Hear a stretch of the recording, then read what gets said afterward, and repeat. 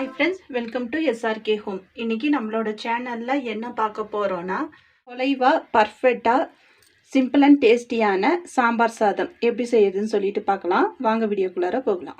Okay friends, இன்னைக்கு சாம்பார் சாதம் செய்யறதுக்கு நான் மெஷர்மெண்ட் கப்பில் 1 கப் அளவுக்கு அரிசி எடுத்திருக்கேன். இது புழுங்கல் அரிசி தான், நம்ம சாதாரணமாக சாப்பாட்டுக்கு செய்கிற அரிசி தான். அது கூடவே ஒரு 1/2 கப்பு துவரம்பருப்பு. இது ரெண்டையும் நல்லா வாஷ் பண்ணிவிட்டு ஒரு 1/2 ஹவருக்கு ஊற வச்சுக்கலாம். ஓகே ஃப்ரெண்ட்ஸ், சாம்பார் சாதத்தை இன்றைக்கி குக்கரில் தான் செய்ய போகிறேன். அதுக்கு இந்த மாதிரி ஒரு குக்கரை வந்து கேஸில் வச்சு ஹீட் பண்ணிக்கோங்க. ஹீட் பண்ணிவிட்டு அதில் கொஞ்சமாக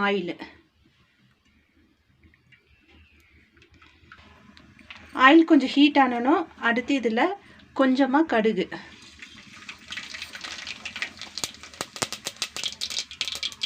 கடுகு வெடிச்சணும். அடுத்து இதில் கொஞ்சமாக ஜீரகம் பொரிஞ்சணும். அடுத்து இதில் ஒரு கைப்பிடி அளவு சின்ன வெங்காயத்தை இந்த மாதிரி சின்ன சின்னதாக கட் பண்ணி வச்சுருக்கேன். அதுவும் இது கூட சேர்த்திக்கலாம். வெங்காயத்து கூடவே ஒரு 7 பல்லு பூண்டை இந்த மாதிரி தட்டி வச்சுருக்கேன். அதுவும் இது கூட சேர்த்துக்கலாம். ஒரு சின்ன துண்டு இஞ்சி இந்த மாதிரி தட்டி வச்சுருக்கேன். அதுவும் இது கூட சேர்த்துக்கலாம். ஒரு 3 வரமிளகாவை இந்த மாதிரி கிள்ளி சேர்த்திக்குங்க. கொஞ்சமாக கருவேப்பிலை, அது கூடவே கொஞ்சமாக பெருங்காயத்தூள். இந்த வெங்காயம் நல்லா கோல்டன் ப்ரௌன் ஆகிற மாதிரி நல்லா வதக்கி விடுங்க. வெங்காயம் வதங்கணும். அடுத்து இதில் 2 மீடியம் சைஸ் தக்காளியை இந்த மாதிரி கட் பண்ணி வச்சுருக்கேன். அதுவும் இது கூட சேர்த்துக்கலாம். தக்காளி சேர்த்திட்டு தக்காளி நல்லா சாஃப்டாக வேகிற அளவுக்கு கொஞ்சம் வதக்கி விடுங்க. தக்காளி நல்லா வதங்கணும். அடுத்து இதில் ஒரு கேரட்டும் ஒரு 10 பீன்ஸையும் கட் பண்ணி வச்சுருக்கேன். அது இது கூட சேர்த்துக்கலாம். அது கூடவே ஒரு 3 கத்திரிக்காவும் ஒரு மீடியம் சைஸ் ஒரே ஒரு கிழங்கையும் இந்த மாதிரி கட் பண்ணி வச்சுருக்கேன். அதையும் இது கூட சேர்த்திக்கலாம். வெஜிடபிள்ஸ் வந்து உங்களுக்கு எந்த வெஜிடபிள்ஸ் விருப்பமாக இருக்குதோ அந்த வெஜிடபிள்ஸ் சேர்த்திக்கோங்க. இந்த வெஜிடபிள்ஸ் கூடவே ஒரு 3 ஸ்பூன் சாம்பார் தூள், அது இது கூட சேர்த்திக்கலாம். அது கூடவே இந்த காய்க்கு தேவையான அளவு சால்ட்டு, அதையும் இது கூட சேர்த்திட்டு இதை நல்லா ஒரு 10 நிமிஷம் வதக்கி விடுங்க. இதை நல்லா இந்த மாதிரி ஒரு 10 நிமிஷம் வதக்கி விடுங்க.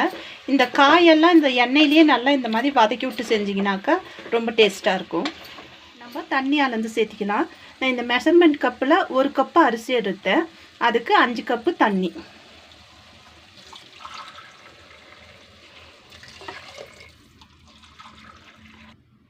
இந்த மெஷர்மெண்ட் கப்பில் 1/2 கப்பு பருப்பு எடுத்தேன். அதில் 4 கப்பு தண்ணி.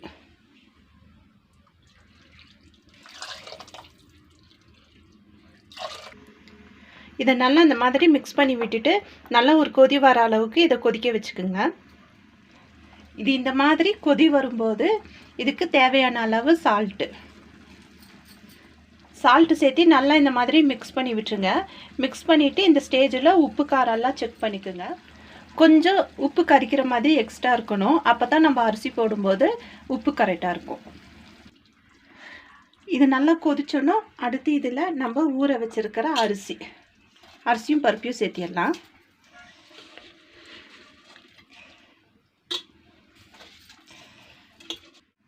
அரிசி சேர்த்து நல்லா மிக்ஸ் பண்ணி விட்டுட்டு இந்த மாதிரி கொதி வரும்போது இந்த குக்கரை வந்து க்ளோஸ் பண்ணிடுங்க. க்ளோஸ் பண்ணிவிட்டு ஒரு 5 விசில் வரைக்கும் இதை வேக வச்சு எடுத்தால் கரெக்டாக இருக்கும்.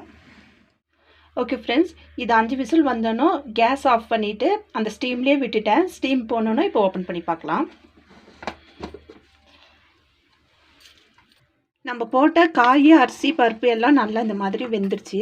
இதை நல்லா இந்த மாதிரி கொஞ்சம் இப்படி நசுக்கி விடுங்க. நல்லா இந்த மாதிரி மசிச்சு விட்டுக்குங்க. சாம்பார் சாதம் நல்லா குலைவாக இருந்தால் தான் ரொம்ப டேஸ்ட்டாக இருக்கும். அடுத்து கேஸை ஆன் பண்ணிவிட்டு கேஸை வந்து மீடியம் ஃப்ளேமில் வச்சுக்கோங்க. மீடியம் ஃப்ளேமில் வச்சுட்டு ஒரு நெல்லிக்காய் சைஸ் அளவுக்கு புளியை ஒரு 1/2 கப்பு தண்ணி விட்டு இந்த மாதிரி கரைச்சி வச்சுருக்கேன். அது இது கூட சேர்த்திக்கலாம். சேர்த்திட்டு நல்லா இந்த மாதிரி மிக்ஸ் பண்ணி ஒரு 10 நிமிஷம் கொதிக்க விடுங்க. புளி சேர்த்து நல்லா மிக்ஸ் பண்ணி விட்டுட்டு அடுத்து இதில் கொஞ்சமாக கட் பண்ண கொத்தமல்லி